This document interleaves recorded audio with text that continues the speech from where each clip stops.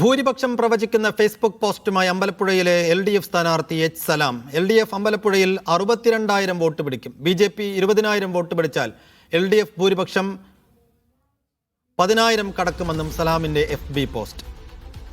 Faisal CS വിശദാംശങ്ങൾ നൽകും. ഫൈസൽ, അമ്പലപ്പുഴയുടെ കാര്യത്തിൽ വലിയ കൺഫ്യൂഷൻ CPM-നും LDF-നും നിലനിൽക്കുകയാണ് ഇപ്പോൾ H. സലാമിന്റെ പോസ്റ്റ് പ്രത്യക്ഷപ്പെടുന്നത്.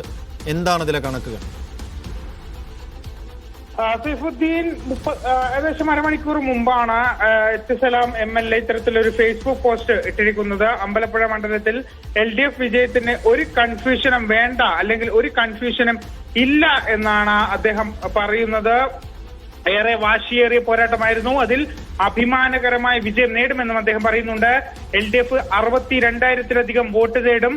BJP UDF ഡീലിന്റെ ഭാഗമായി UDF സ്ഥാനാർത്ഥി G. സുധാകരൻ നേടുന്ന BJP-യുടെ വോട്ടിന്റെ അളവനുസരിച്ച് ഭൂരിപക്ഷത്തിൽ വ്യത്യാസം വരുമെന്നാണ് H. സലാം പറയുന്നത്. 5,000-ൽ കൂടുതൽ BJP വോട്ട് UDF സ്ഥാനാർത്ഥിക്ക് കിട്ടിയാൽ LDF-ന്റെ 5,000 വോട്ടിന്റെ ഭൂരിപക്ഷത്തിൽ ജയിക്കും.